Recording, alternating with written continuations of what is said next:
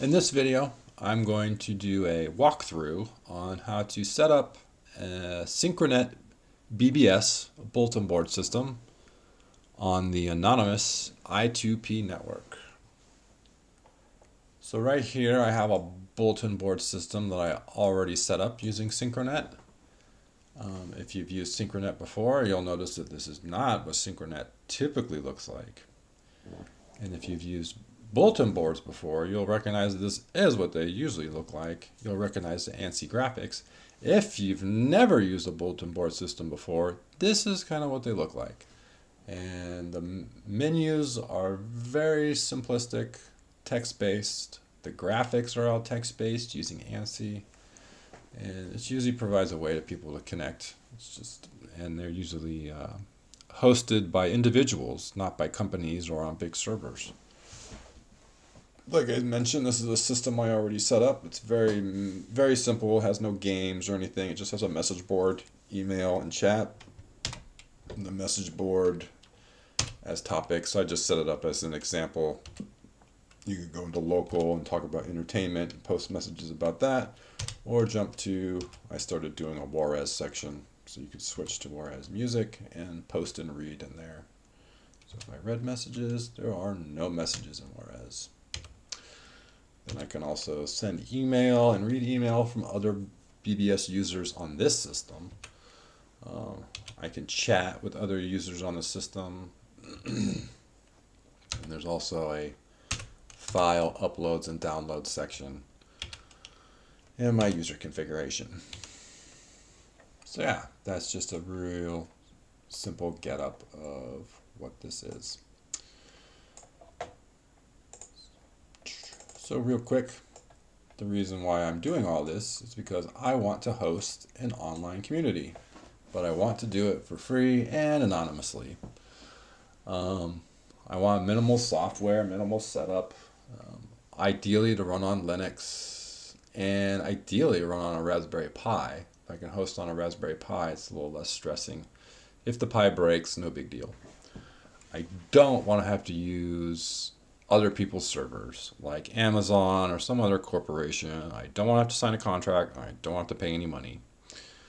I also don't want to have to rely on a DNS service because they don't really hide your IP address and they eventually try to get you to pay money. So that's kind of like the infrastructure of the system that I didn't want to do. As far as the software, I did not want to do a web server or a web page because that would just be too much programming, too much security, too much maintenance. I don't want to run like Apache and all that. I also don't want to run an IRC server because that's strictly chat. There's no email, no message board, and I've read that the IP address of the host can sometimes be leaked out on I2P. So I kind of want to avoid that. Then there's something called a tilde server. And what tilde servers are they're like public Linux boxes where you sign up for the tilde server. They give you an account, and then when you sign on, it just brings you right to a Linux command prompt. And then from there, it's like you have your own little Linux account. And then what most people do is they'll program web pages and start running web pages off of the server. But they also have built-in chat like IRC within the Linux box and a few other things. Like they give you some voice over IP options and stuff. But it's a really big community. I can show you real quick. A tildeverse. And there's lots of them. They're all over the internet, different Linux tilde boxes, and they will usually be specific to a certain hobby or something like that. So there's some tildes that are devoted specifically to programming, and then like here's a tilde that's devoted specifically to radio stuff.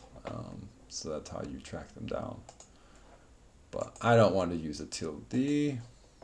What I was really favoring was a Telnet BBS is what I wanted to do. It's old school. It's what I'm used to from the 80s and 90s. But it's not anonymous. Your IP address is leaked. It's not encrypted if you're using the Telnet.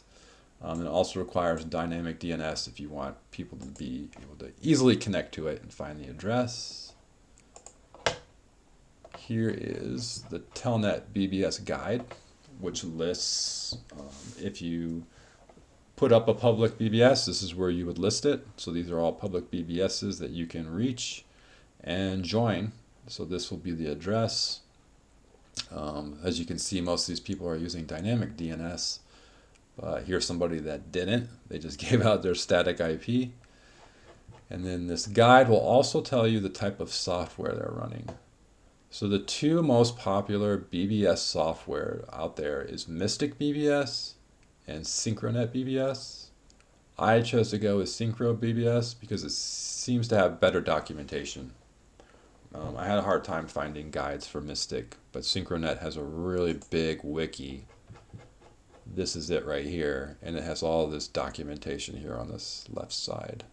So that's why I went with them. And the documentation is really intimidating, and that's one of the reasons for this walkthrough.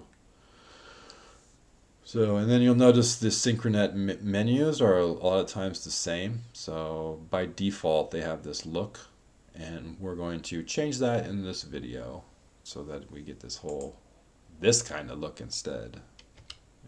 Sign off of this.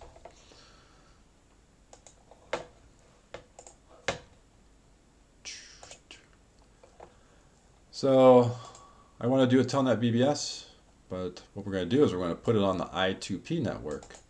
And what the I2P network is a peer-to-peer network, and it's similar to Tor, but I2P is for hidden services, and Tor is for more anonymous web surfing. So people use Tor the majority of the time, so they can access a public website, but the public website won't be able to trace their IP address because they're using Tor. I2P is different because the websites you're accessing in I2P aren't public. They're in the network itself, and they're also hidden. So it's kind of like private websites that you're accessing and still staying anonymous. So it's the host and the clients that are being anonymous in here. Some of the cons about it, though, is that it's a peer-to-peer network, and those will use up your bandwidth. Without a VPN, your ISP, your internet service provider, can tell that you're using I2P, but they won't know what you're doing on it. And then also, the I2P network is kind of slow. The less peers that are using it, the slower it is. Which shouldn't be a problem for us because ANSI graphics and Telnet BBS are low bandwidth in general. I mean, we're talking about dial-up bandwidth is all that's required for these. So in this video, based on that, what I'm going to do is I'm going to do a minimal Synchronet BBS setup and then port it over to I2P. So at first, we're going to install the prerequisites, like all the Linux libraries we need on the Raspberry. I suggest getting tmux, depending on if you're on a Windows or Linux desktop. If you're on a Linux desktop, you're going to need mono to run Pablo Draw. You also might want syncterm. Before I compile, I'm going to modify the code to just security harden it a little bit, specifically the login screen, and I'll show you that step. And then we're going to compile and configure Synchronet. And when we configure Synchronet, I stress this again, it's going to be a minimal BBS system. It's just going to have a message board, an internal chat, and an internal email. There's going to be no games, no guru, no avatars, and no inter-BBS services. Synchronet out of the box is set up to talk to other BBSs on the internet. It also has like an FTP running on it, an IRC, finger, so all that stuff's going to get disabled. And then a lot of the guides have you running it as root or sudo. We're not going to do that. We're just going to run it as pi, which is a really easy step compared to some of the other guides. We just set the telnet port to a high number. And then we're going to customize the BBS. We're going to change the menus, put up our own ANSI art, and remove and add some areas and topics. And then we're going to put it on the I2P network. And hopefully we can get all that done in an hour. This will be a kind of long video.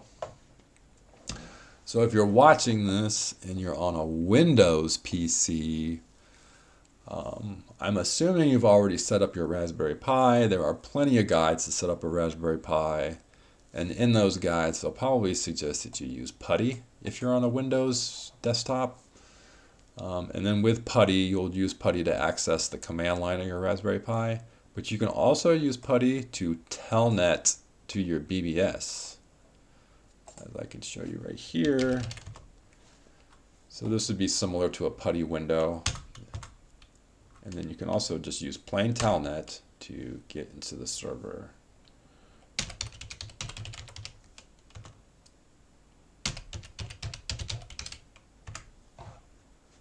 However,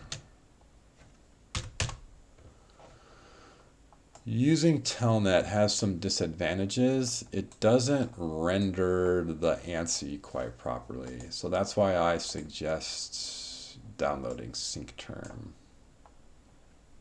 And SyncTerm will run on Windows also, and Mac, and Linux. It's a pretty straightforward download and setup.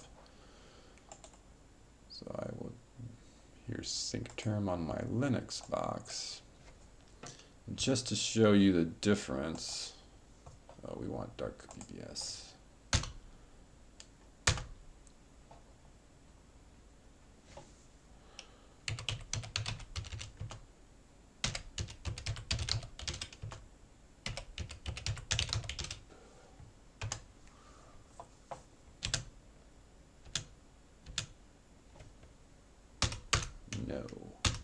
No. You'll see the graphics, the ANSI gets rendered slightly, it gets better on SyncTerm. Like you'll notice his teeth are green here. They're not supposed to be green, they're supposed to be all white. And then another example is if I go to the user config menu, see the difference between the two. This Ubuntu telnet doesn't render it completely, while SyncTerm does a better job of displaying ANSI graphics.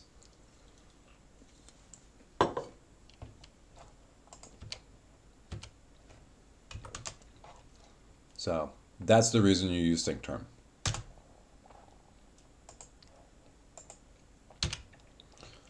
And we will be showing off SyncTerm later on. We can leave this signed up.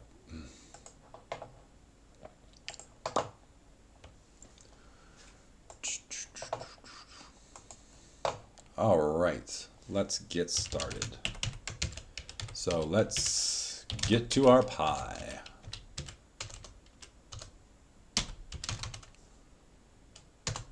So you would use, if you're on a Windows box, you'll use PuTTY to get into that. And then you'll land up on this command prompt that you should have recognized many times before.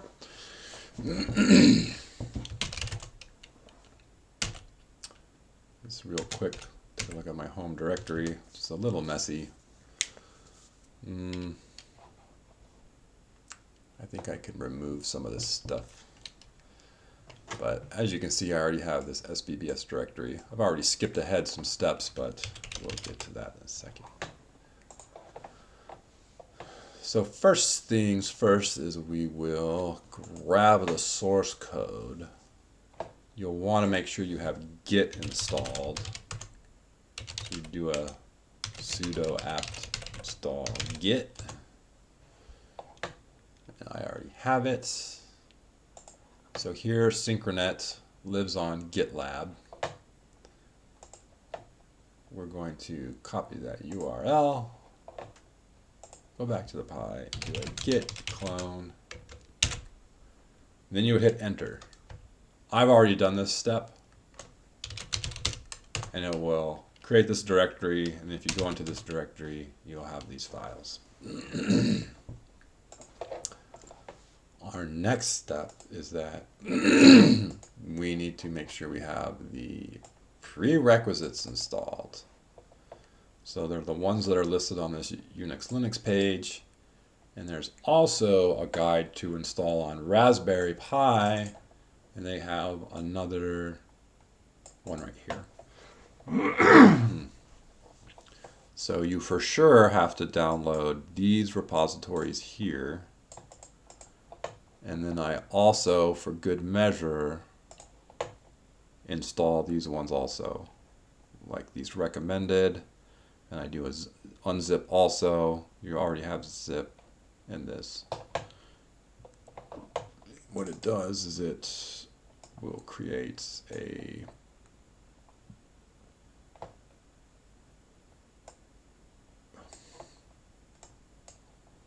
geez Louise, there. A big old install command like this. And I think I mentioned installing tmux too is a good idea. And all of this stuff should be installed already. Yep.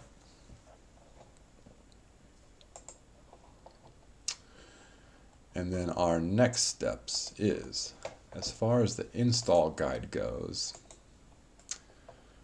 before I start compiling and editing, I actually edit the source code. And I mentioned that here to harden the login screen. And the reasoning is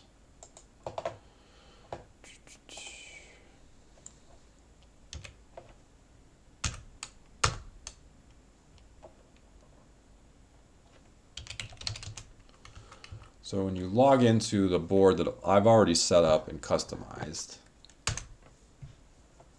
when you get to the login screen, as you saw, the only thing that comes up is this ANSI graphics and this login screen. So I'll exit out of it and I'll do it one more time. So you'll notice that after I hit enter, you'll see a little bit of info right up here, but then the screen will go blank and then you'll just get the ANSI graphic.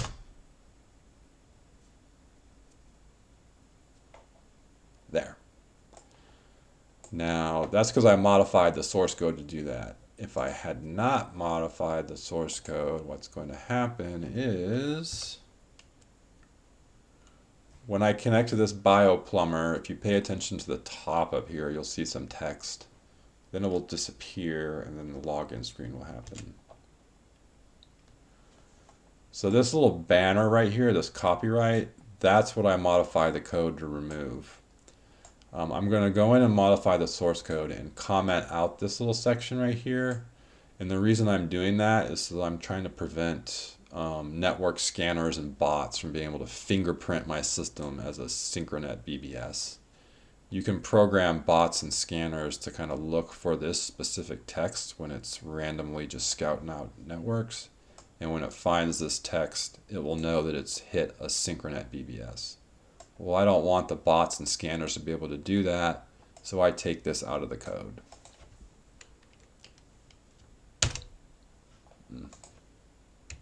Hang up. Yes. And how I do that is, quit out of this too. Quit. Going back to the Raspberry Pi, you have to go into the source directory and then SBBS3, and the two files I edit are answer.cpp and main.cpp. And here you see I put the original ones in there. There's the original, and then here's the modded version.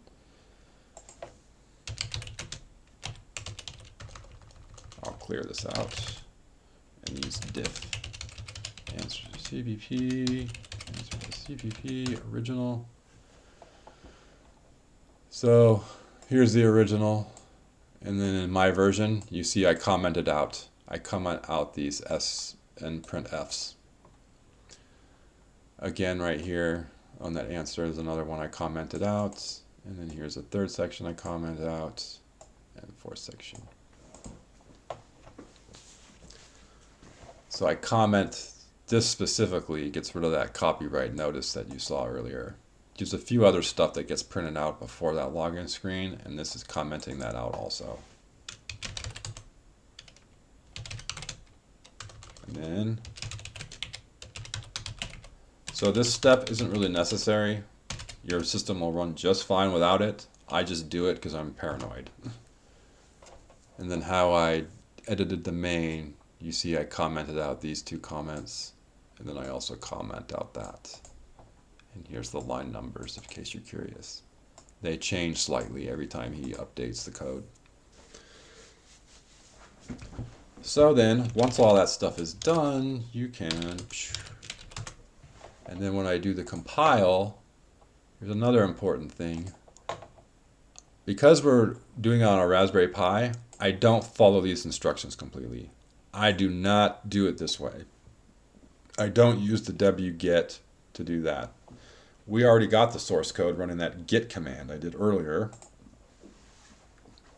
So what I do now is the way I compile is instead of using wget, we use git to grab all the source code, not just this makefile. And then I follow the Unix instructions starting here. So you would run this command without the $sign.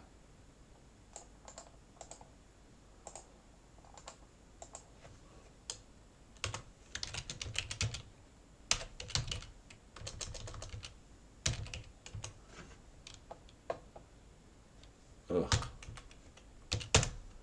And then you're going to run this command, but we have to modify this command and modify this command. This is very important, and don't get caught up with this, especially if you're new to Linux or you're new to Raspberry Pis. This directory is wrong. We didn't set it up in the /sbbs directory. We set it up in the /home/pi/sbbs directory. So when all is said and done, we're going to take this command and edit it so that it turns out looking like this.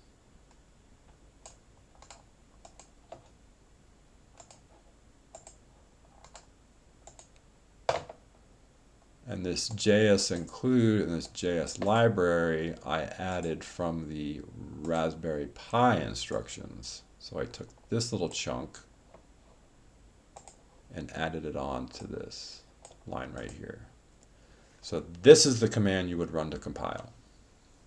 The key part is to remember this home/pi, to add that on there. So you would hit enter and run it. I've already done this step. And then the same thing would apply to, where'd you go? This command here.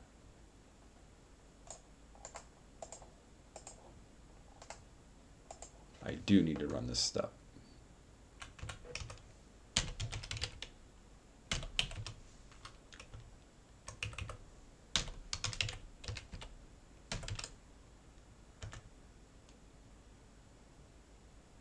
There we go. Because this is the directory we're in. So you always got to remember that. Be mindful of that. So after running those two commands, everything should be compiled. And now we just have to do some configurations and we'll be able to run it. So as per the Raspberry Pi instructions going back, we need to make sure we execute this command before we do anything. And to make that permanent, the way I do it on the Raspberry Pi is this way. And again, we're going to have to edit that and add that home/pi. So let's do that now. Do a sudo. You have to run sudo to edit this file because it's a system file. And as you can see, I've already added that command at the bottom of the profile, and being sure to add in that home/pi to that directory.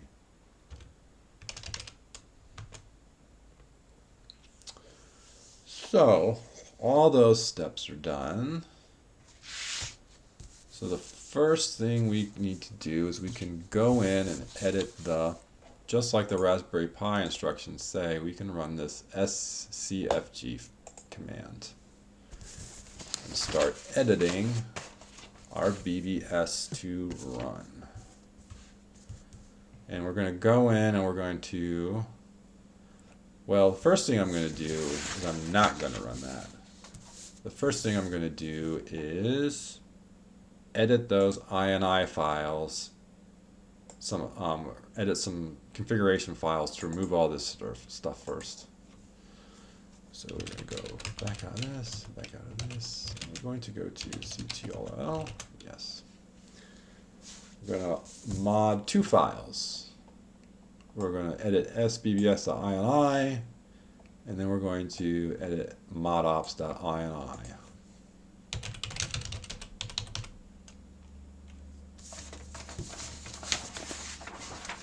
Okay, let's go.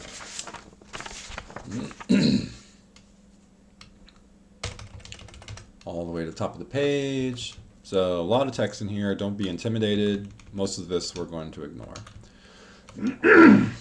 Further down the road, you may want to address some of this stuff. This is for security hardening, how many times someone's trying to log in and stuff, but we're not going to deal with that now. So out of the gate, we are going to change some stuff.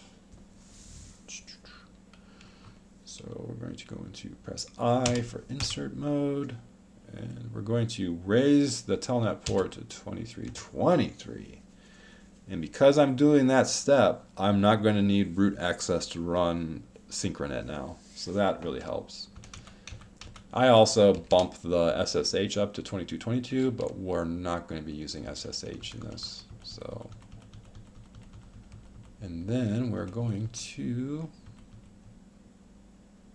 scroll down some more to the options, and I'm going to turn SSH off, turn our login off, and then we're also going to add no host lookup, so it won't look up the DNS IP addresses of the users who are connecting.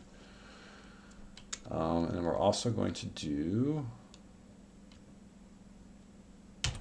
no QWK events, because we do not have QWK enabled. And now we're going to go through and turn off a bunch of services. We don't want external email, so we turn that off. We don't want an FTP server running, so we turn that off.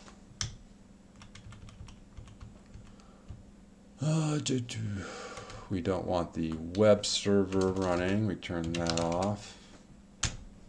I think what that does is it ports your ANSI login to a web page, so you can log in via the web instead of telnet.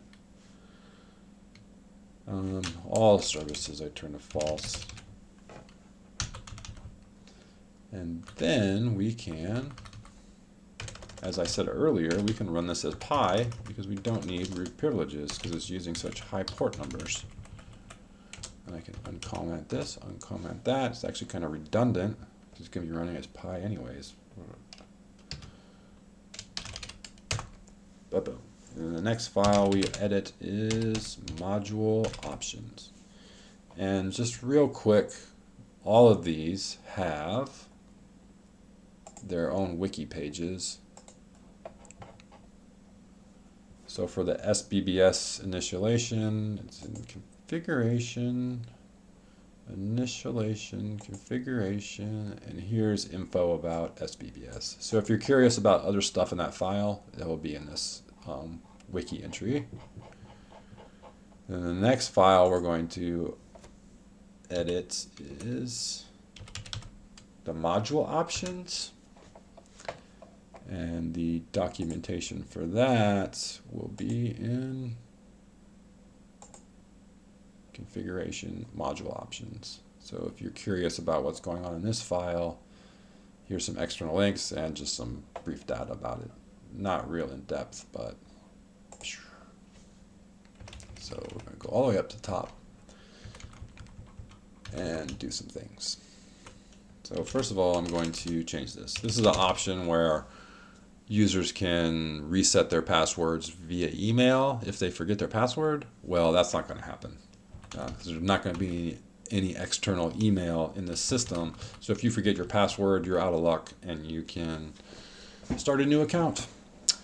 I don't want guest access, so I'm going to change that to false. And then I'm not going to be using QNet, so I can leave blank that out. And I can remove the settings because I'm not going to use QWK settings. And then I'm not going to be using an avatar, so I can get rid of this avatar. And then because there's not an avatar, we can change that to false. And then we have to go down to the chat section.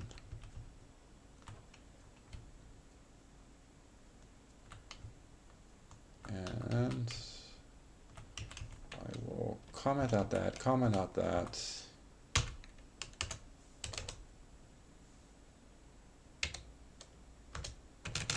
And we have to add some lines to this.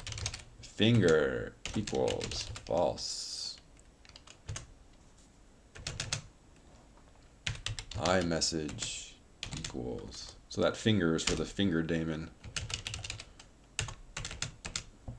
And then IRC, we turn off IRC2 equals false. I don't know what this JSON chat stuff is, but I just take it out. I comment it out.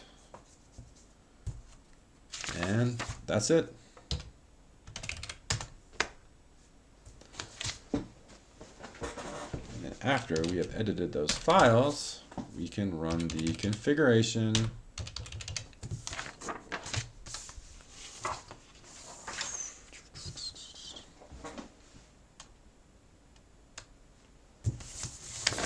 And this is going to get a little intense as I strip this thing down and get it very minimalist. Actually, I'll show you what it's going to look like before and after. So out of the gate, the most simplest things you need to do are change the name.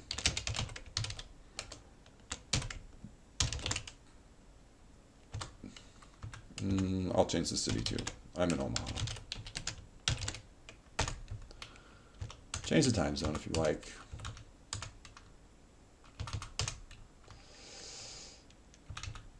Change the sysop password.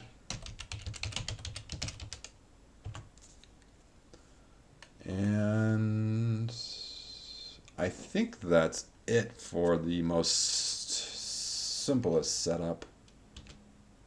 Save changes, yes. Escape, exit, yes. Now to run the BBS, you would do exec/sbbs, or you can just go into the directory and do boom sbbs, same thing.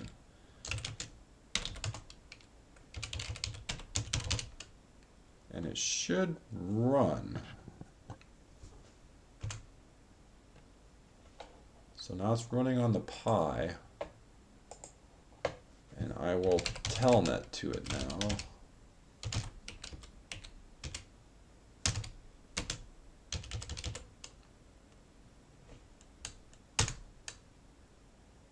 Voila. And notice there's not that copyright information up here on the top. I was able to get rid of that. So the first time you sign in, the very first person to ever do new, that user will be the sysadmin. So the first account you ever create on here is going to be the sysadmin. So I have to enter in that sysadmin password that I set just earlier. And now we'll get to work.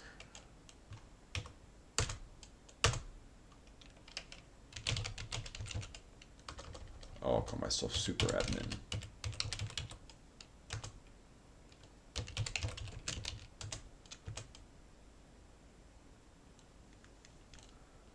Omaha, Nebraska. Male. And I was born last month. Sure.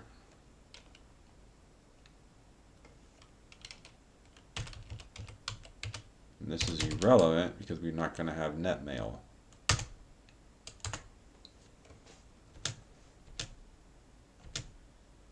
here's all the welcoming pages, these bulletins.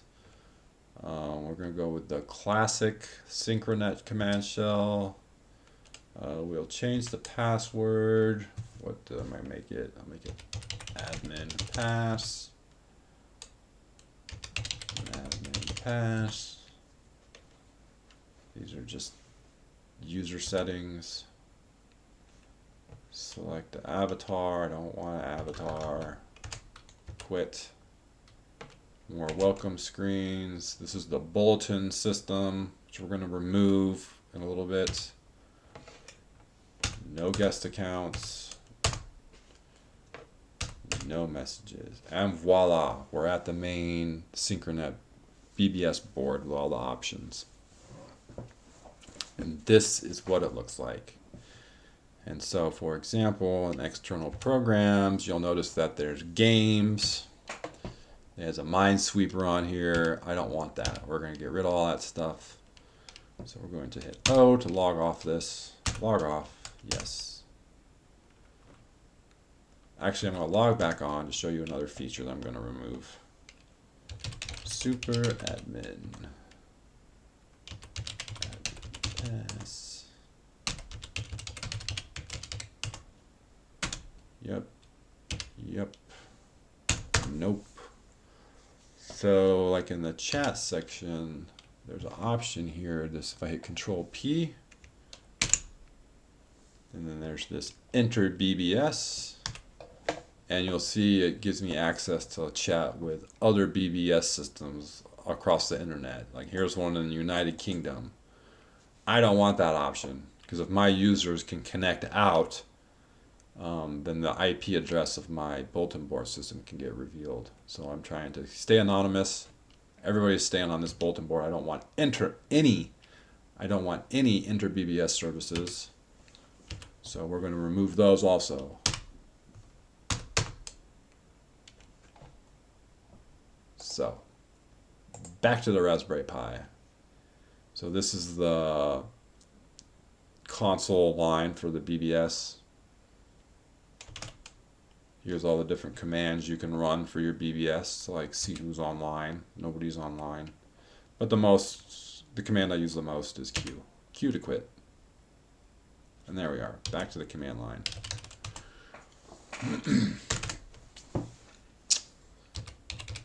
So we're going to run the configuration again. And now this time it's going to get messy.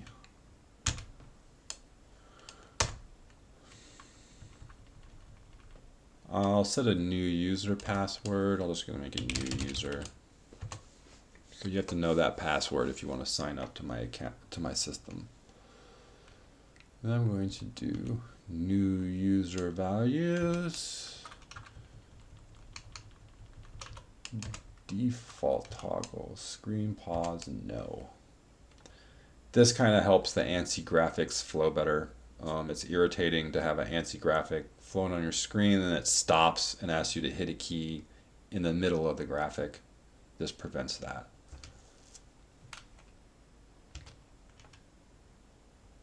I have to go back into the new user value. I'm going to do question toggles. So when they sign up, it won't ask stupid questions like your gender. It doesn't have to ask gender, you know. I want a real name to be no. You just need to have an alias. Upper and lowercase, force, no. So you can have weird uppercase letters throughout your name. Email, net address, no. There's not going to be any net mail on this.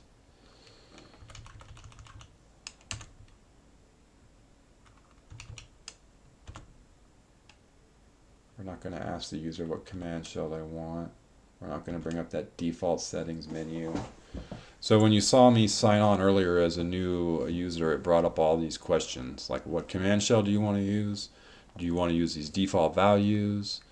What's your gender? I'm removing a lot of that stuff. So when a new user signs on, the onboarding will be a lot quicker and easier. Loadable modules. So when you saw me run that Control P, and it brought up all those chat options like Telegram and Enter BBS. We're going to get rid of that. That's all resides in this program. Gone. So that's not going to be an option anymore. And then we'll save those changes. And now we'll move on to networks. Internet email, system address. I just change it to dark BBS and lose the .com. There. Allow sending of email. No. This is talking about net mail. You can still send email inside the system, just not out of the system. Allow file attachments. No. This QWK packet networks. We want to go into network hubs and delete that network. And we want to go to FidoNet. Make sure allow sending of netmail is no. Allow file attachments, no. Escape. Escape. Save changes, yes. Chat features. Artificial gurus. I don't want a guru. It's like this AI chatbot that hangs out in the chat rooms. Gone. Don't need it. And then we go to multi-node chats. This main room has an option to have the guru join it when it's empty. We don't want the guru joining it. And then real quick, we're starting to get into areas that you can customize for your users. So this is the chat area, and you'll see here that there's only 3 chat rooms. The main, open, and adult. We'll add a room. So down here on the lower left, you can see your commands. I'll hit insert, and we'll make a new room called Juarez, where people can talk about Juarez. And there it is. So we now have a 4th chat room that people can enter. So that's how easy it is to add a chat room. Save changes, yes. Then we're going to go to message areas. And we're going to delete DovNet. And we can insert a new group too. So as you noticed on that other board I had a Juarez. And then if you go into the Juarez, you can add the subboards. So I can have like games. And then another message subboard for movies. And then another message subboard for music. And there you go. And then save changes, yes. Then we go to message options. And it should be allow upload to an email, no. Allow forwarding in to netmail, no. Receive email real name, no.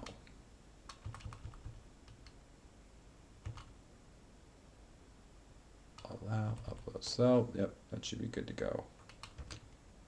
Save changes, yes.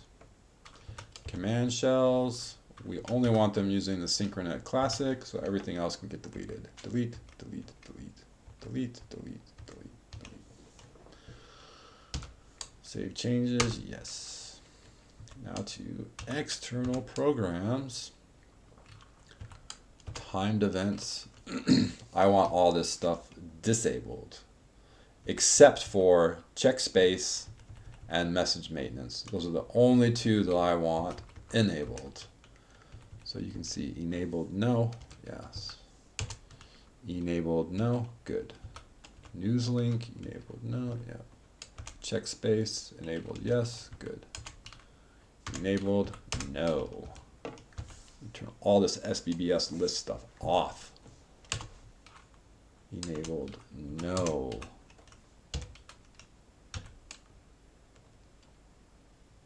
And then enabled, no.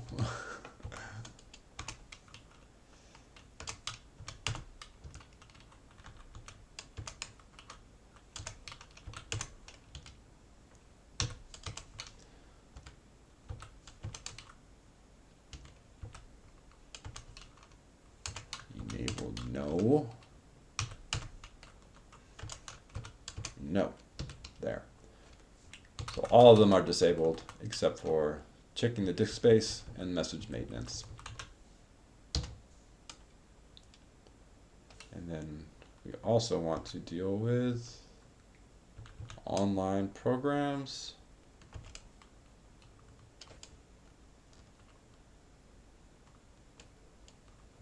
Main available. And so there's those bullseye bulletins that popped up when I first signed in. We want to find the execute on event. So that bulletin pops up when you log on. We don't want to do that anymore. It's not going to execute on anything. Oh, and then back to avatar chooser. Execute on event. No. And then for Synchronet BBS list, I just delete it. Bye-bye. Same thing with games. Delete.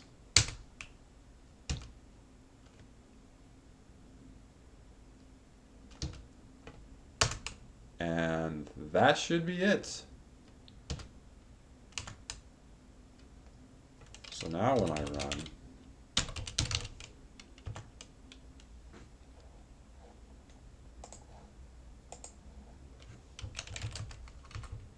let's check it out now. Super admin, admin pass.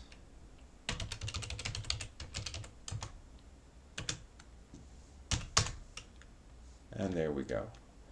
So now when I go to like external programs, there's no option for games anymore. That's gone. And now if I were to go to jump to a new message area, you'll see I've got Juarez on there now. And there's my Juarez subboards. And so that's how I set up the configuration to do that. But the next steps that I'll have to run is customizing this menu to make these completely different, to make this look like, to go from this to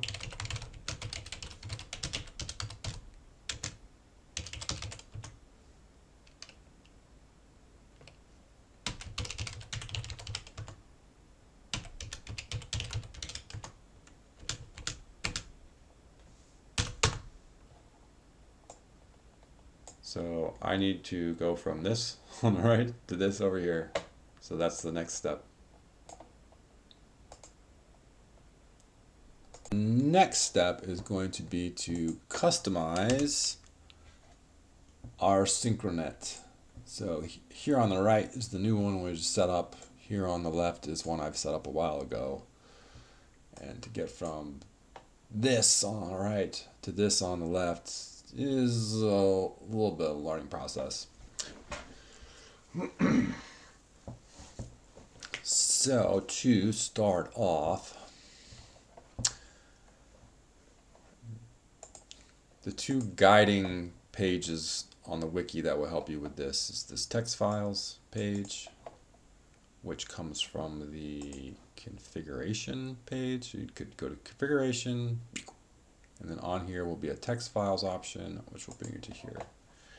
Which this section does a good job of describing what files are going to be needed as you log in before you log in. So really quickly, oh, a lot of terminals. So in this BBS here, this file is an ANSI file. This whole menu screen is an ANSI graphic. And it will be labeled that way with a .ans. So if I, oh, that's that server.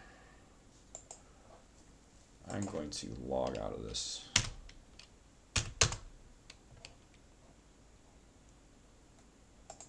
And I'm going to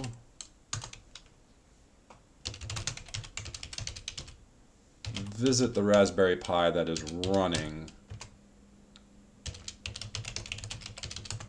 this Goblin BBS.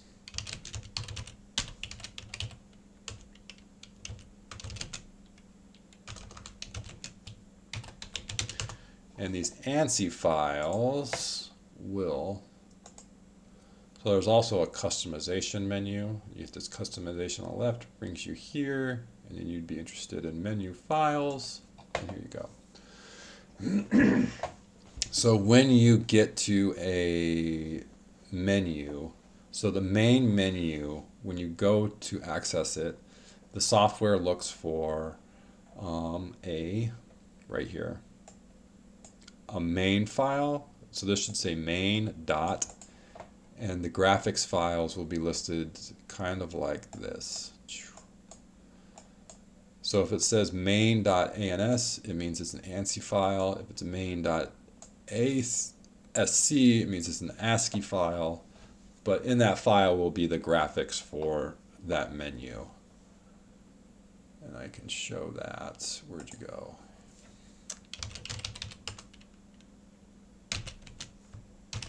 So I'm just going to bring up, list only the ANSI menus.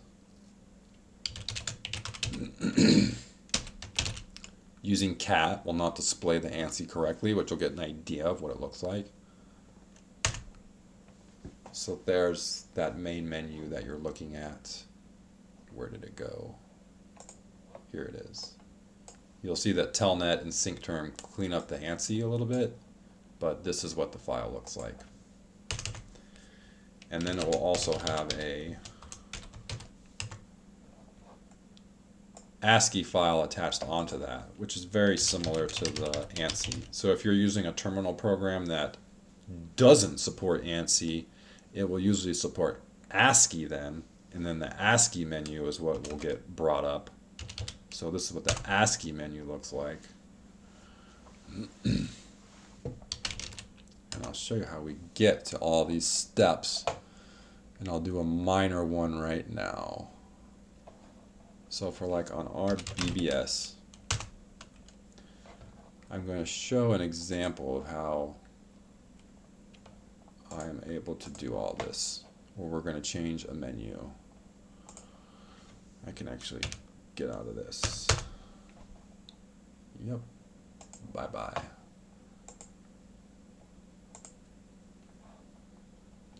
Okay, so let's go back to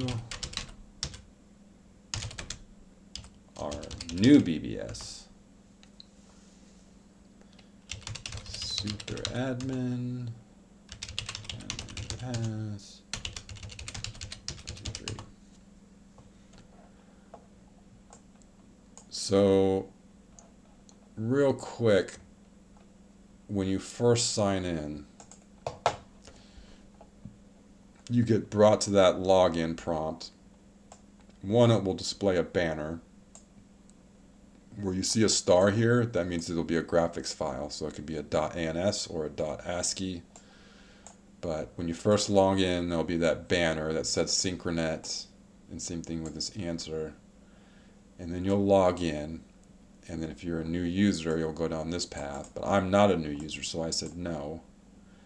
And then as you log in, it will start presenting these login menus. So it'll be this plain login, and the next login after that will be login 1.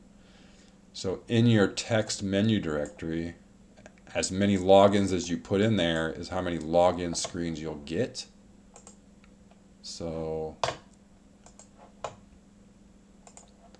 this would be login 0. This would be this file right here. And then if I hit a key, oh, I guess it doesn't have any other login menus.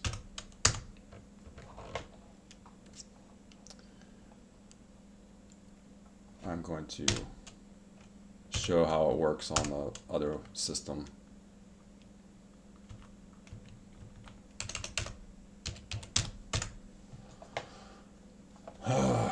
So here we're at the answer.ans page.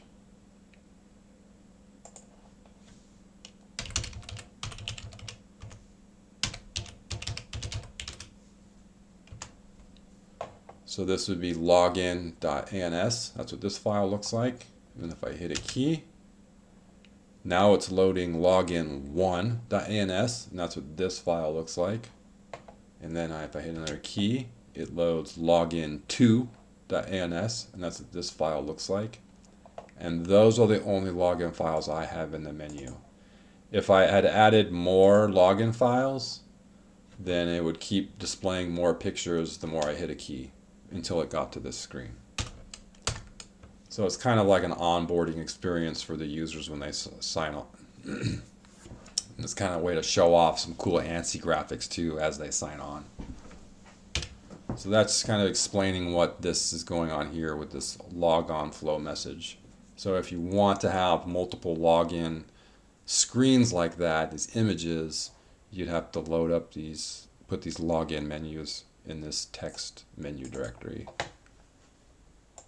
And now we are quitting out of here and going back to the old BBS. I mean the new BBS.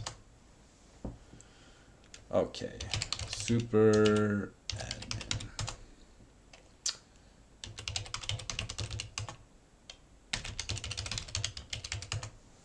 All right, let's get to work on this. So now what's important is this one, this menus file that is from the customization page. And so as I mentioned earlier, that main menu, that main ANSI menu, that menu is controlled and kind of accessed from this source file. So this is the file that's associated with that graphical menu, that ANSI file. So to give you an example of how I want to change it, I'm not going to do the whole thing. I'm just going to show one example, and you kind of got to have some programming experience to get this hurdle on. So looking at this main menu right here, the one thing I don't like about it is I want to log off. I don't want to have to press O to log off. I want to press Q to log me off. And I want to swap these, I guess. And actually, I don't want to swap them. I want to get rid of this altogether. I don't want to have any QWK packet transfer on there. I don't want to have a, I want it so that if you press Q, you log off. And if you press O, nothing happens. So we're going to go in and change that. And then after you've changed that in the default source, then you have to go into your graphic and change the menu options in the graphic also, which I'll show you. So we will log out of this real quick, and I will show you how to change those options. So here we are at the Raspberry Pi console that's running the BBS. If I hit question mark, these are the types of commands we can run at this SBBS command line, but the most popular one I use is quit. So now our BBS has stopped. And we're going to edit some files. It's actually in the exec directory. And as per that guide, since we're dealing with the main menu, and then I also, some other menus I dealt with was the chat menu. I dealt with the email menu. I also edited the file transfer menu. Oh yeah, they're right here. So, but you'll get an idea of how this works right now.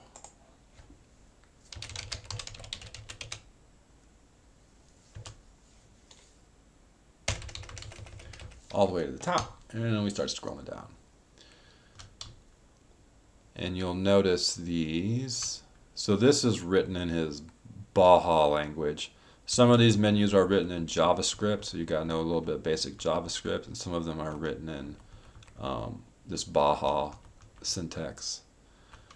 So here's our commands. It's this command key is the part that's really going to matter. And we want to set it up so that previously command O would log us off. There's the log off. So we're going to change it so that from now Q will log us off. Oh shoot. Same thing here, Q. And then for that other option where it was command Q key did this, we're going to comment all this out. we're going to get rid of that QWK option. So you hit escape, right quit. Then you have to recompile this using this Baja thing. The executable is in this directory. And when you compile it with these source files, you won't have to do this with the JavaScript. So for example, this chat section, you have to just go in there and edit the JavaScript, and you don't have to recompile it. But if it has this source extension, then you have to use this Baja, and you don't have to type the source part. And it will recompile it, and it will make a new default binary. So that now when I run the BBS, we'll start it back up again. Minimize this, and then I will connect to it again.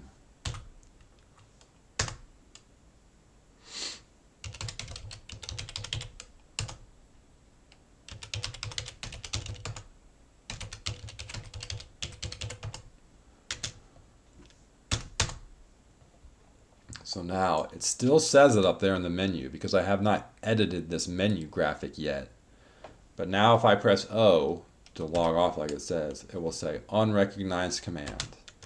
And now if I hit Q, it will log me off. Q, yep. So I've edited it at the command line. Now you have to edit the menu. So what you would do is, I'll quit the BBS program again, and the menu won't be in the same directory. It will be in the text/menu directory.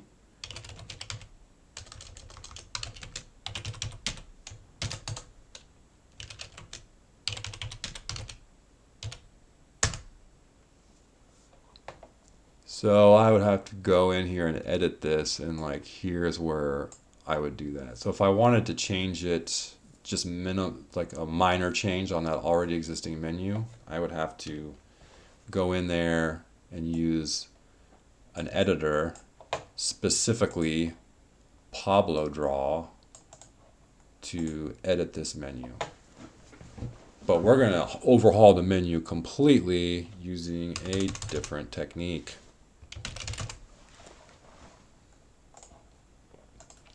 We're going to grab our own ANSI graphics from some place called ANSI Garden. So ANSI Garden is awesome, man. The guy that makes beautiful ANSI art, perfect for BBSs. They cost some money, but it's worth it. He has all kinds of menu screens, login screens, etc., etc. And he takes requests too. So if you see a theme he doesn't have here, you can hire him to make a personalized, customized board. A lot of cool stuff. But for this sake, we're going to go with the free stuff.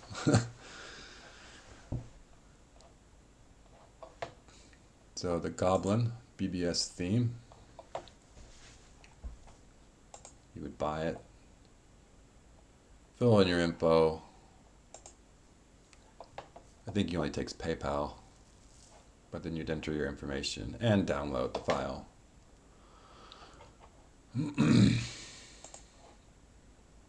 So that's where I get the ANSI graphics from. And as mentioned before, you're going to need Pablo Draw. If you're on Windows, you can just download Pablo Draw and fire it up. If you're on Linux, you'll need to install Mono first.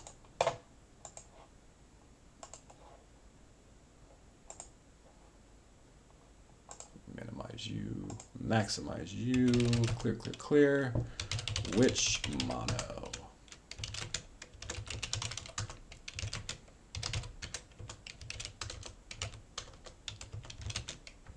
And when you download Pablo Draw, it will unzip these files, and the one we're interested in is pablodraw.exe, and this is what you would run.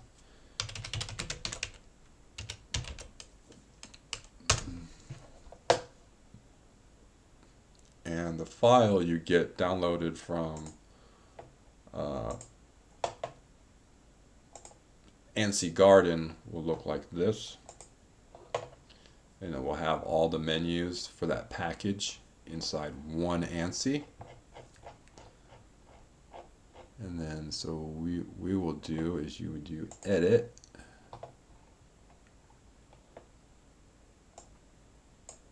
We want to select this. This is going to be our main menu now. Save. Oh no, I want to copy that.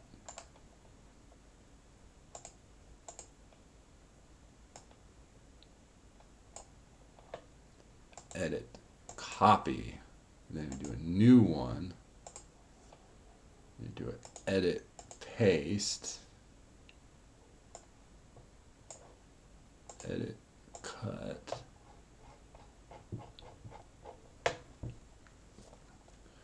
and then we start changing our text up here.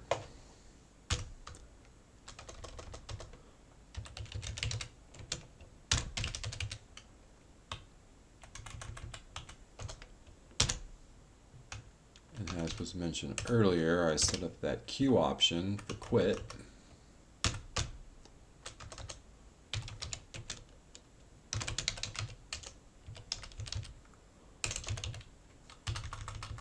And then you can also change the font color up here. You can change foreground and background too. There's other options. This is a very simple graphics program. It's easy to master.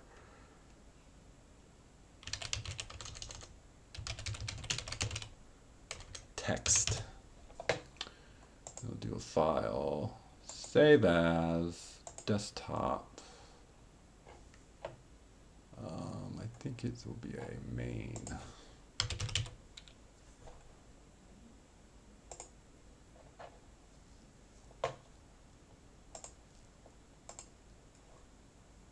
And there's my main.ANSI file. And now I have to get that to the Raspberry Pi. I can exit out of Pablo Draw. Clear. Secure copy. Main.ANSI to the Pi. If you're on a Windows machine, you would use WinSCP to upload the file to this directory.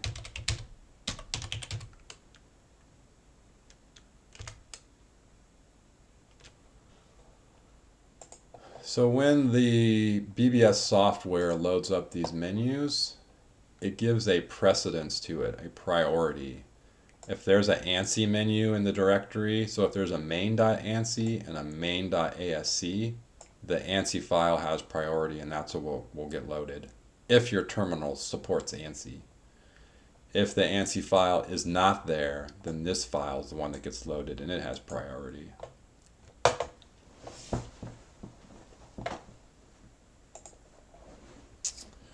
Did I already upload that? I did. So now we have an ANSI file in there also. And now, and there's also an option to, I'll go back real quick. Well, actually, I'll go into this. This has a program called ANSI to ASCII and ASCII to ANSI. So if you want to make sure if you want to make sure the ASCII menu is the same as the ANSI, that they have the same look, you would go to, actually you do this way, same way, but you would do ANSI to ASCII. Here's text/menu/main.ANSI. And the new file, the ASCII file, will be called ASC. Oh, let's see over here. There. So that's just, it's not completely necessary if you know the terminal is going to load to ANSI anyways, but so now when we fire the BBS back up, so the BBS is running, and now when I,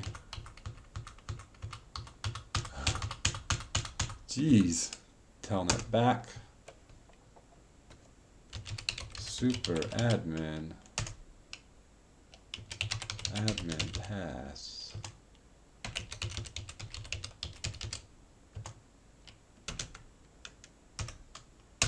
Voila, there's the ANSI menu that I just worked on.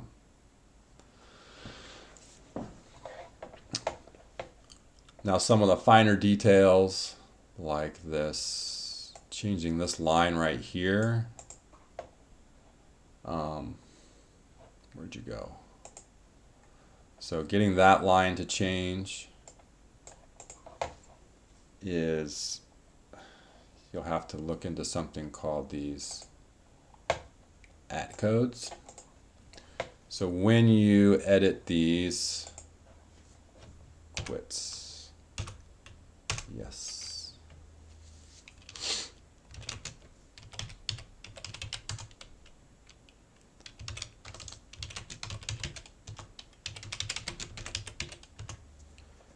Sometimes you have to, just to give you a feel for this,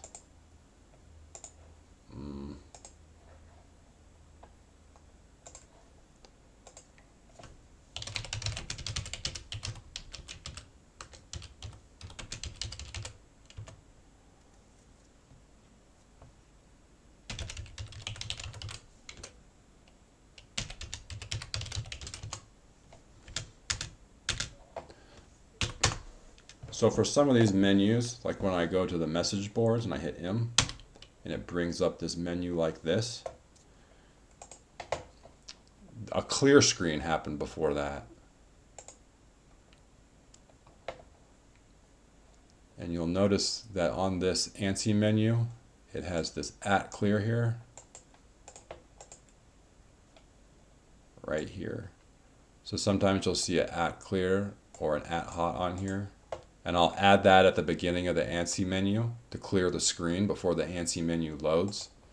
And I get those values from, they're mentioned here at the bottom of this menus file thing. Scattered throughout the Wikipedia documentation are links to these control A codes and these at codes. So here are the at codes. And there are codes you can put into the ANSI graphics and into some of the source code that will allow you to like put in certain variables, like what the user's name is, where their location was from, their system's IP address would be at local IP. But the ones I use the most as far as creating a look and feel for the BBS are the clear, and then there's also a hot, and I think there's a pause that I've used a couple times. And then another important one, the most popular one's clear, but another important one is this go to that I have to use on the login screen. So what you'll do is when you edit Pablo, it's a process of building the board up. So you'll make your menu, you'll upload it, you'll try it out, and then you'll notice that the menu is like staying on the screen after you press a certain key. So that means you need to go in there and add a clear statement somewhere, or a hot statement, this at clear, like after the menu or whatnot. Getting that command prompt to the way it was, like here, I kind of had to dig around the code and find where that was. I think it's in the default source. I think the commands for that are in this file here for the main directory. And then, so for like the go-to statements, you would have to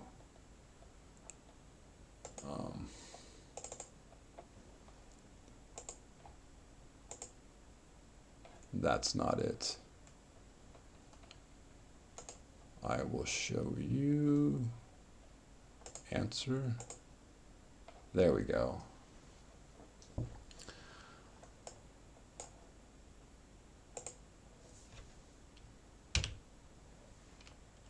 I'll quit out of this and I will go to, oh yeah, it's in here.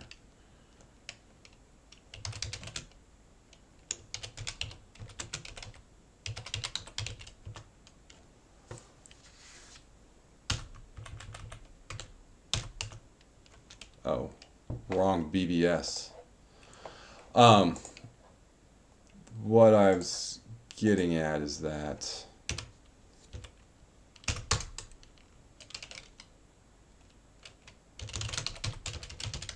you will have to use that go-to statement when you log in to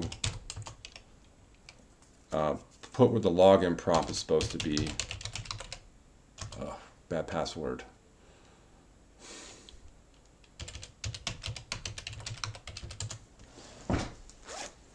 cd sbbs / exec grep go-to from login.js. That's not it.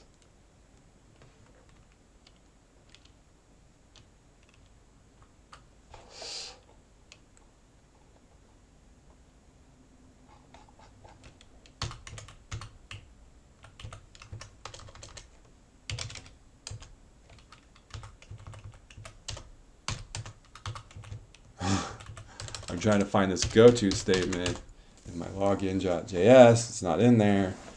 But what I'm getting at is that when you design the software and put it into when you're designing the login screen, you have to move the cursor using this go to XY. And I wish I could find the file. It's not good if I can't reverse engineer my own work.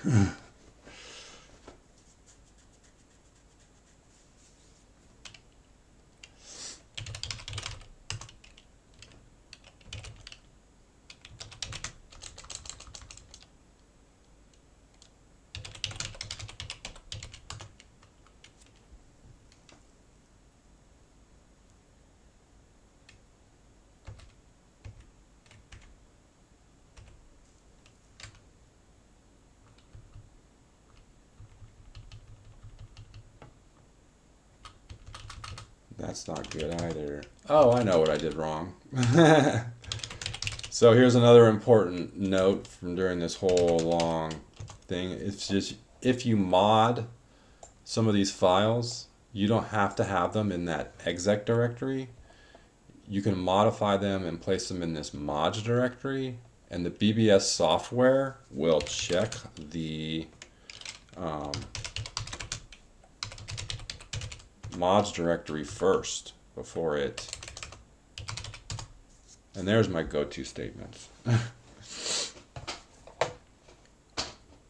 So that when it brings up this login screen, it tells it to put the login prompt and the password prompt at 5758, which will be right about here and here.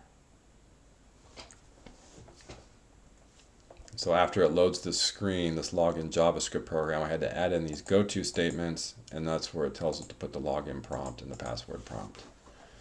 So that's the gist of designing the menus. You got to kind of go through these codes and do a lot of trial and error. And then once all is said and done, you'll have your full BBS up like that. And then once that is done, we can start porting everything to the I2P network. Up, we kind of have a functional BBS up and running, can use some more customization. But we'll just move on to setting it up onto the I2PD network. And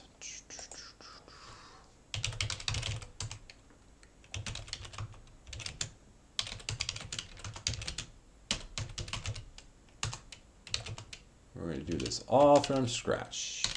So I can do a remove rf period I2PD.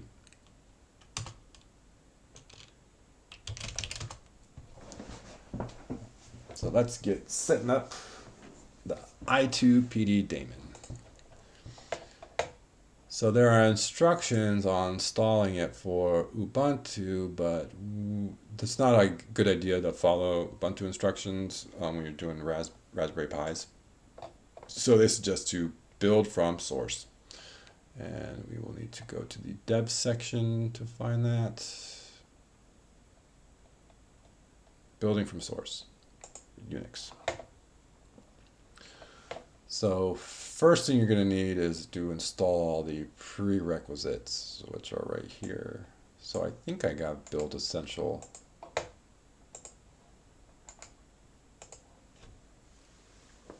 And I have everything installed already.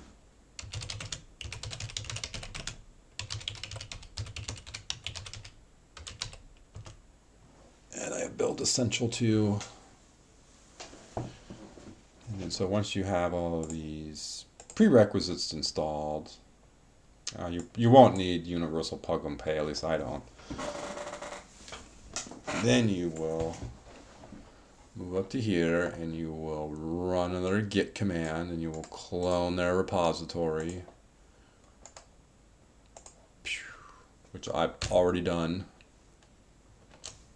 And then you would go into that repository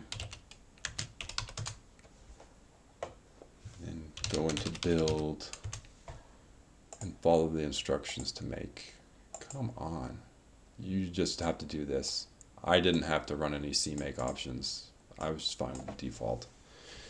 And then after you do that, you'll run a sudo make install and it will install it into your local binary directory so you can use it system-wide. And then once all that is said and done, the recommendation for running it is, first of all, we have to, they say here to make this distribution directory. I don't do that. I make a hidden I2P directory, which by default what it's supposed to look into. And then I'll go back to that source directory and then back into contrib. And this indicates that we need to copy the certificates into that directory and this configuration file. So I will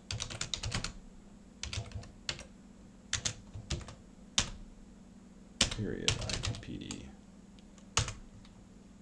And then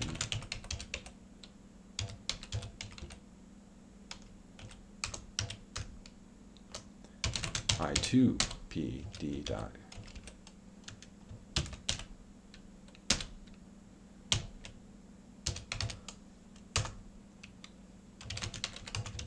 Hopefully we don't have to go into that directory area again. We do have to go into this. And there, we got those two files into that directory, and now we can vim this file and edit this. We just have to edit a few lines, go to the very top. We will edit the port.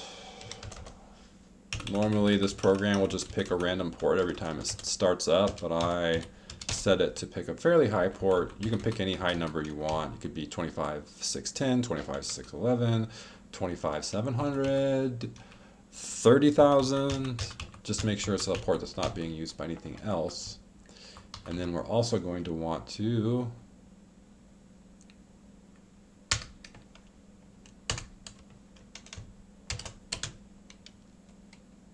enable port forwarding for this port on our home router.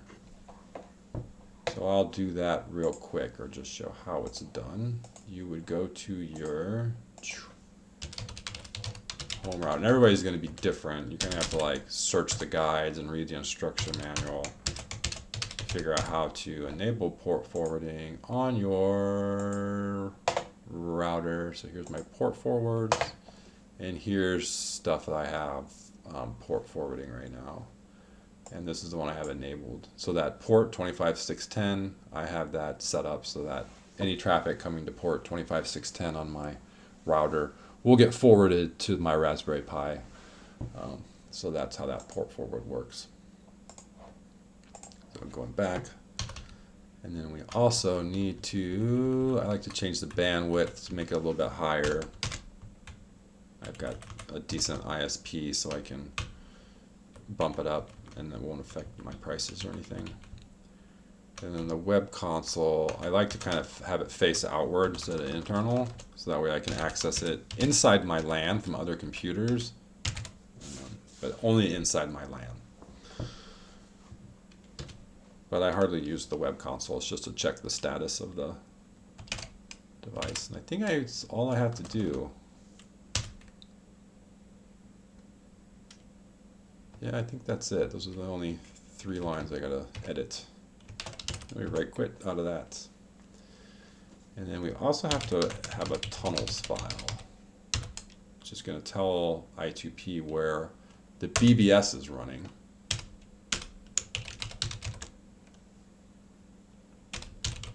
You can name it whatever you want. And the 2 guides I use to kind of guide me on here is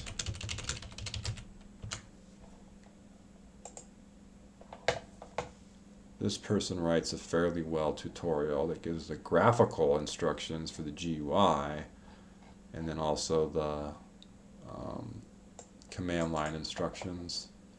And then also the I2P daemon documentation has a decent, more simple ways to make a server tunnel.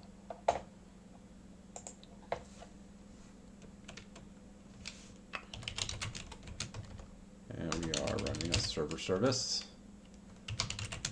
The host is internal.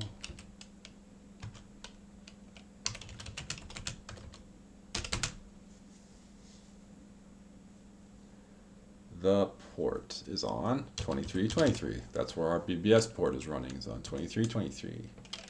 Keys equals dark BBS key.dat. So this is another important part.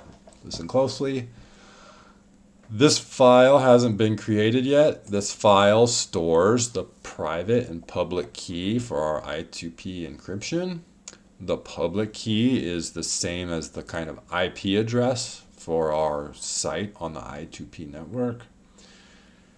If you haven't made this file yet, we haven't, this file will get created by the I2P software when we run it the first time.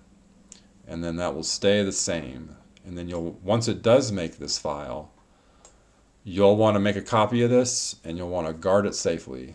You're going to, 1, want to make sure you have a copy of it and don't lose it. And 2, make sure nobody else gets it. So this file is the key to your service. So if this Raspberry Pi ever crashes and I want to bring the service back up and have it have the same address as before, I'll need this file. And if anybody gets their hands on this file, they can take over my address. They can't take over the BBS, but they could run a different service instead of my BBS at that address. So yeah, this file is really important after it gets created. And there are actually, if you don't want to have the software created, there's actually a I2P tools.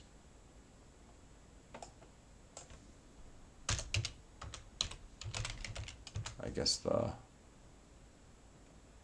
hyphen's important.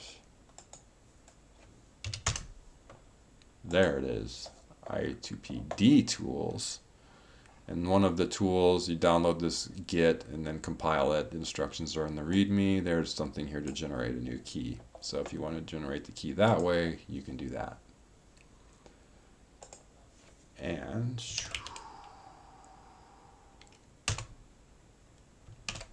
right quit. And that should be all the files I need to run on the I2P network.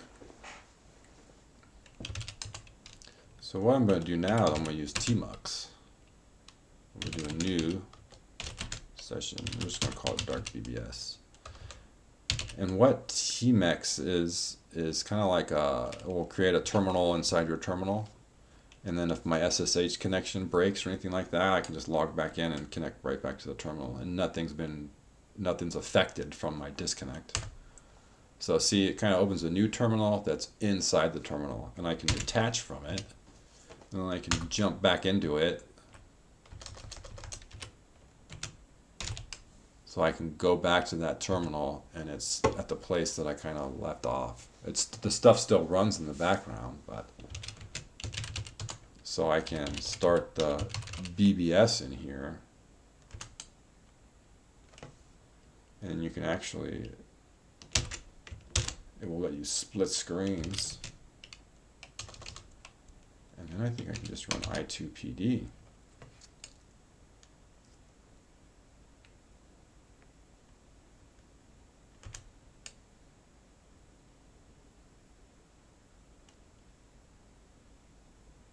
There it goes. And it will take a few minutes for it to start establishing some solid peer-to-peer connections. But that's all there is to it. So I can detach out of this and it will still be running in the background. So if I attach back into it, still running. And then if I exit out, then I can connect back to the Raspberry Pi and still attach, and it's still running. So it's pretty, tmux is pretty cool. Very similar to a software called Screen. Detach. So I've got the bulletin board system fairly set up. We did a little quick setup, and now it is ported and running on the I2P network. To share the information about that I2P network, to get the address of your I2P site, where the BBS is, there are two ways to do it. You can either, once you've fired it up and got your software running, this destinations directory, this data file, this is your B32 address, or you can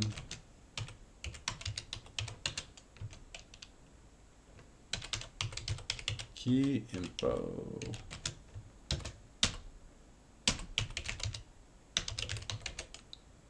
You can use key info also, and you'll notice this is the exact same hexadecimal as this. Well, it's not hexadecimal, it's complete alphanumeric. It's not just hex. But this is the address that you hand out to everybody. This is the public address that people can reach your BBS on the I2P network. So if they have an I2P client software, this is the address they would plug into the software, and that will connect them to the to your BBS service. Copy. And I will save that real quick.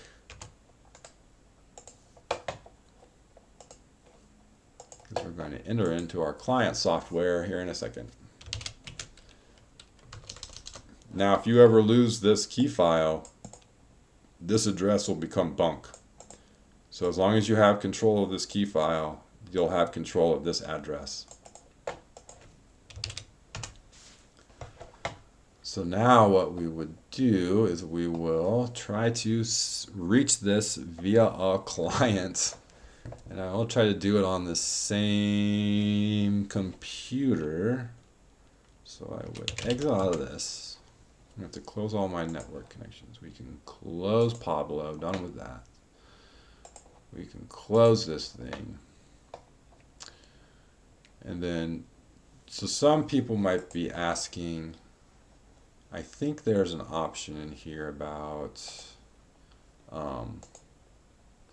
so for installing on a Raspberry Pi, a lot of people want to know how to run SVBS as a daemon, or also to run it as you are, so that it boots up right when you boot up the system. And I kind of don't agree with, don't do that way, and I use tmux instead. And because you're using tmux, every time the system has an unplanned shutdown, like a power outage, means you have to sign back on and manually restart SBBS and I2P. And the reason for that, and the reason I mention that, and that it doesn't automatically start on a reboot or run as a daemon, is because there's a chance that you might be running this BBS software um, in a censored country, or you may be running this software in this situation for gray hat reasons, I guess.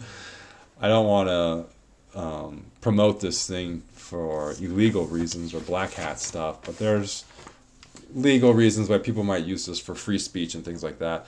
And the thing is they might be afraid of someone either breaking into their house or law enforcement in their house and getting access to the software while it loads. So what I've always suggested people to do is you can actually take your I2P data and you can take all that SBBS software. And I always suggest, if you're worried about that, you'd want the system set up so that way if you unplugged it and someone else plugged it back in, they wouldn't be able to access the data because it's encrypted. So my point being is the reason I use tmux is because you might have a situation where you encrypt your BBS data and you'll have to unencrypt it every time you boot up. So that way if you knew the authorities or whatever was coming to censor you, all you have to do is unplug the Raspberry Pi and then the data will be automatically encrypted. And a good way to use that is using Linux tombs, I would say. So you can set up a tomb on your Linux box, and then every time you boot up, you would have to unlock the tomb to get to the SBBS software, and then you would run it that way in tmux. And I've already tried that out before. It works pretty well.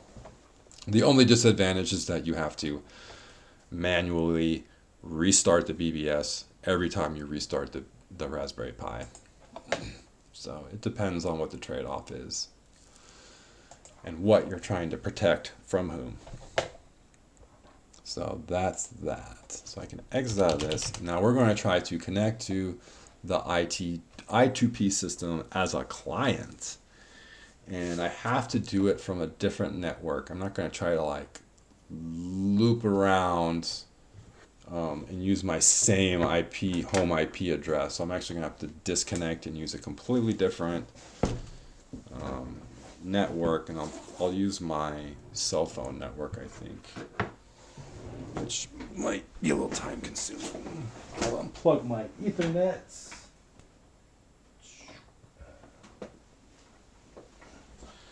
So I'm disconnected from my home's internet. And now I'll turn on hotspot.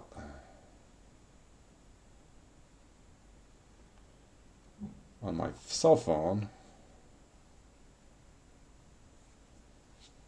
And hopefully this will connect to it.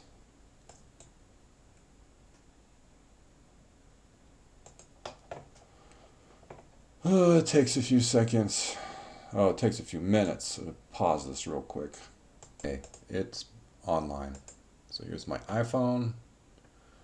I am connected to the iPhone. So now we're on a whole different network. And so to connect to the I2P BBS, now we're going to assume that the BBS is on the other side of the world and I'm somebody that wants to connect to it. I'm the client. And now whether you're on a Windows box or a Linux box, before I was using I2P daemon, now we'll just use I2P router, which is a more graphical based, easier to use, more user friendly, which you can get at get-i2p.net. If you're on Windows, there's the install, and then I think it just brings up an icon and you double click it to get it started. For Linux, there's guides on here where all you do is you just add their repository and then just do an apt install for I2P. And that's how that runs. And what will happen is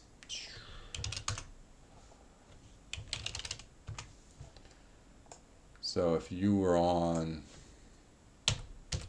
Linux, you can just run it from the command line, hit start. If you're on Windows, it will have a executable icon. You'd hit I2P router starts.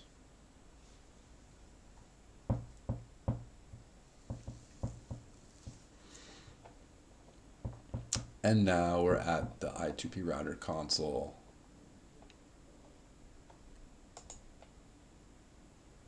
This console is just a web interface that's running locally, so you can run it in any browser you want. I think this is running in Chrome. Yep. And if you branch this out, it will show you the what the bandwidth is and all that stuff. I actually want to change this. So I'm going to go in and configure some bandwidth stuff.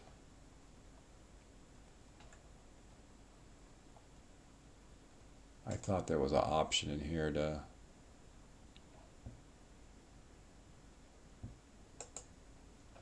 prefer IPv4 over that. Yep. I thought there was an option to change the bandwidth like it does in the I2P daemon, but I guess not.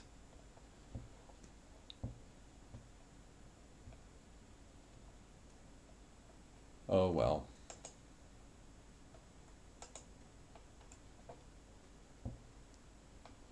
Anyways, going back to the main page, what we're interested in is the Hidden Services Manager. And actually, I can delete this one. It's an old one. Delete.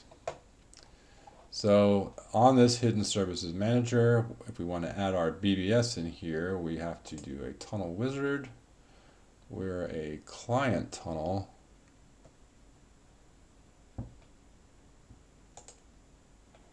We just want standard, just a basic tunnel.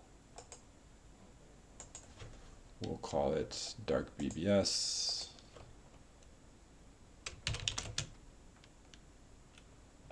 BBS on I2P.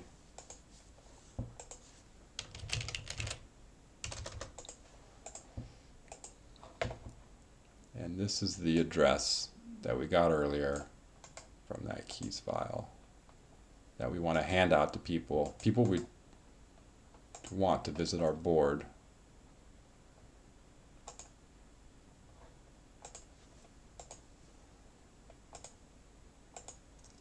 This port can be, make sure it's not a port that's already being used, so you just pick a random port. I just picked 2424, and I'll show you how that gets used in a second. Automatically start, and right now we'll start it manually. So we do finish. Then we save it the tunnel, and then we start it up.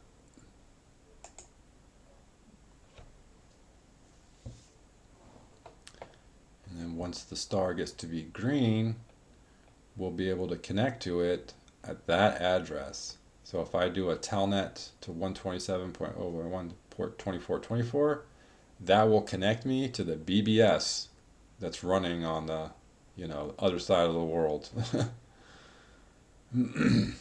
So I think it might run. We'll give it a little test drive here.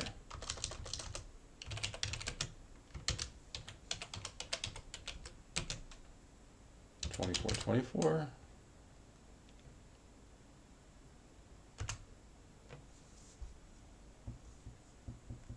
We'll see if it, oh, is it running? I'm getting a blank screen. Oh, it's working.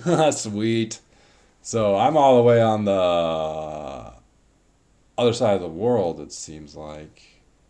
And yeah, it brought me to the BBS. So I should,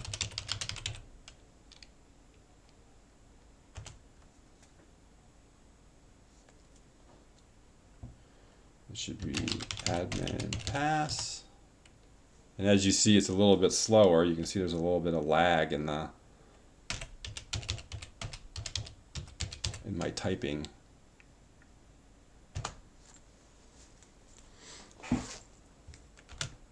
Wow, I'm surprised it worked that quickly. Normally, sometimes it takes a few minutes for the network to sync up and everything, but yeah, I'm accessing it through my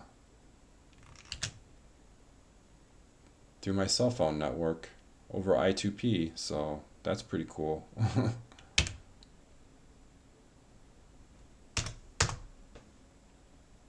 Awesome. So that's all it is to it. And then if you want to use it with sync term, you would open up your sync term, and then you're going to add a new item. We'll call it our new BBS. And we're accessing it via telnet, and the address will be 127.0.0, which is really kind of confusing because it makes it seem like you're accessing the BBS on your own system, but you're not. And then I need to edit this and change the port to 2424, and that should connect it to it. So now when I run new BBS,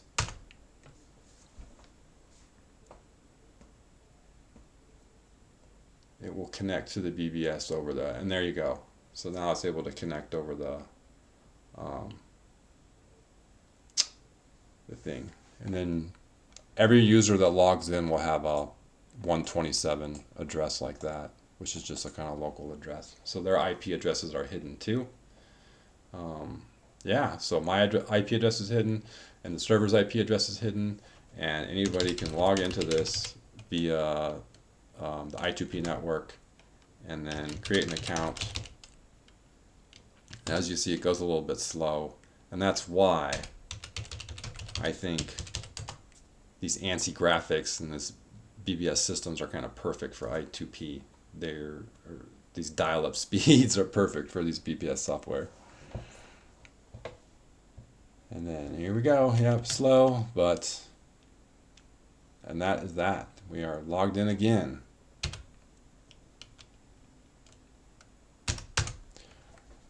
So on the side I'm at, where I'm using my iPhone to connect, I can't access the firewall and do a port forward on it. So I think that's why I'm only getting yellow star here. So you can still use I2P without doing a port forward on your home router, but it kind of is a half-assed way of using it. It's kind of selfish too. When you use peer-to-peer networks, it's kind of like you're all taking and not giving. So I think if I had a port forward, the traffic would be a little bit faster, and I wouldn't have yellow star. I'd have green star. But yeah, that's the gist of it. And then there are some how-to guides on here on Synchronet about how to kind of harden the system a little bit, blocking hackers. You can change it so that people get denied after 2 failed logins. And then you can also hardening the servers. We're not running as root, so we got that tackled. These passwords, I haven't messed with anything like that, but I don't care. Yeah, that's the gist of it. And that's all you have to do to get your thing set up and put on the I2P network. If you have any questions, leave them in the comments.